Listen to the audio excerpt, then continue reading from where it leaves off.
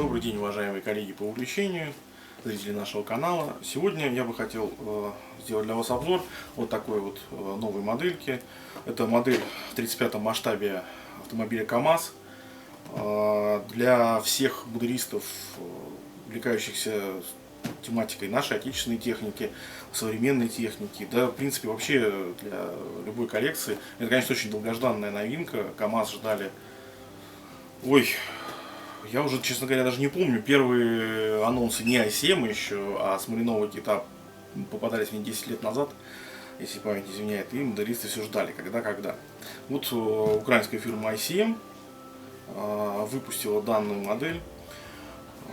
Очень интересно, что в отличие от обычных своих релизов, которые заявляются за 5-6 лет до выхода модели, и потом это долго и нудно все делается, в данном случае ребятам из i7 можно высказать самое большое уважение. Буквально осенью они продемонстрировали данный бокс-арт в Москве на выставке, без каких-либо предупреждений, и уже вот в конце мая данная модель вышла в продажу. Сейчас она появилась у нас в магазине. Значит, что интересно, ну это для начала классический армейский КамАЗ. Их используют вообще где все вообще армии, везде. Это любой современный военный конфликт, гражданская техника, все вот все КамАЗ. Интересно также, что i7 всегда делает линейку моделей. И вот как я уже знаю, будет, скорее всего, пожарный вариант, что крайне интересно для любой коллекции современной техники. Будет вариант МЧС, с Кунгом должен быть вариант. Ну и дальше, возможно, гражданский будет, может быть, даже гоночный выпустят, не знаю, но это пока как бы чисто мои мысли. Вот. Но главное, что военный вариант с Кунгом и пожарные с МЧСовскими вариантами будут, можно их ждать. Итак, посмотрим, что у нас внутри. Итак, модель состоит у нас из 302 деталей. Детали отлиты из вот такого вот серого пластика. Ну, цвет пластика серый, но, по-моему, по ощущениям, это, собственно, все тот же i7-овский пластик, достаточно мягкий в работе. То есть, как бы нужно быть аккуратным при зачистке деталей, но в целом, я думаю, что с качеством пластика проблем не возникнет. Вот здесь можно наблюдать, что литник несколько поведенный. Это, скорее всего, из-за того, что еще из первых партий нам попалась моделька. Такое как бы бывает. Бояться этого не надо. Когда будут детали приклеены, они все выровняют сами себя. То есть это не страшно. Радует отсутствие облоя. То есть практически нету ни следов от стыка пресс-форм, ни облоя.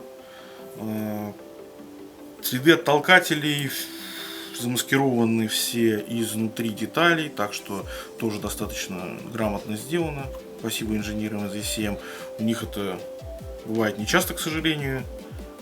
Недавно 34-ку я собирал, там следы, конечно, от толкателей прямо бывают и на самых видных местах. Здесь уже это поправлено, что опять-таки ребятам в зачет. Здесь вы видите детали кузова. Части рамы, все раздельно сделано, деталировка достаточно впечатляющая. Так, такой вот литничок с дисками. Диски в принципе сделаны правильно, хотя немножечко не выражены винты на них. То есть внешний ряд достаточно виден, внутренний практически не виден, он должен быть гораздо больше, конечно. Но в любом случае выйдет большое количество смоляных дополнений, смоляных колес. Поэтому я думаю, что можно будет их легко поменять при желании и сделать модель более реалистичной. Так. Двигатель точно проработан. Двигатель, выхлопная система. То есть все можно будет собрать и сделать на модели либо открытой, ну, либо закрытой уже по желанию. Опять-таки части рамы уже с установленными рессорами, отлитыми. Качество литья очень неплохое. В принципе, даже не надо разделять их было. Инженеры все правильно сделали. Соответственно, детали двигателя.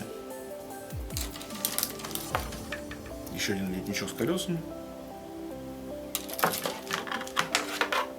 И, соответственно, детали кабины. Детали кабины сделаны все разъемными, то есть состоящие из всех стеночек. То То есть вот перед, зад, верх. Скорее всего, у единственного конкурента, это заявленная модель от Трампетера, кабина будет целиковая. Там уже давно делают составные формы, поэтому как бы будет целиковая. Ну, я думаю, что это будет, в принципе, помимо цены, все различия. То есть, естественно, соответственно, Трамп будет сильно дороже. Такие вот прозрачные детальки, соответственно, остекление кабины, фары. Все сделано. Да, в фарах на предыдущем леднике лампочки тоже отлиты, но, к сожалению, из стекла они не даны. То есть только в пластике надо будет накрашивать. Вот такой вот резиновые колесики. В принципе, сделаны они неплохо. Достаточно похожи. Есть следы швов, соответственно, которые нужно будет убирать. Но в целом колеса очень достойные, можно даже не менять. Но при желании, опять же, таки смола будет. Можно заменить, кому хочется. Далее вот такая вот декалька. Нужно отдать должное, новые декали от ICM, они, конечно, стали гораздо выше качеством, уже не так разрушаются при нанесении. То есть, как бы, вполне себе достойные. Ну, соответственно, российская армия, советская армия, украинская армия. Вот. Есть приборная панелька, тоже в декале дана.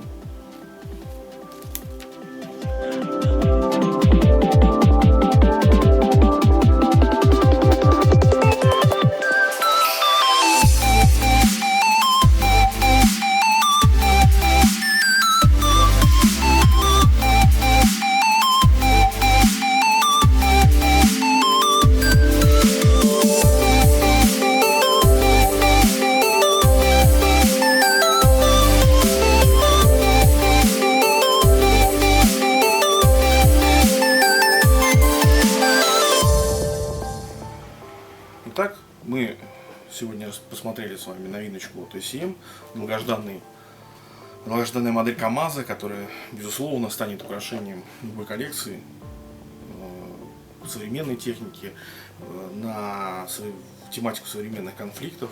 Модель выполнена очень достойно. Конечно, наверное, какие-нибудь косяки еще найдутся, ее не сильно пока разбирали, но уже можно сказать, что да, более чем удалась, достойна к приобретению, дорабатывать нужно минимально. Шикарная модель в вашей коллекции. Благодарю вас за внимание.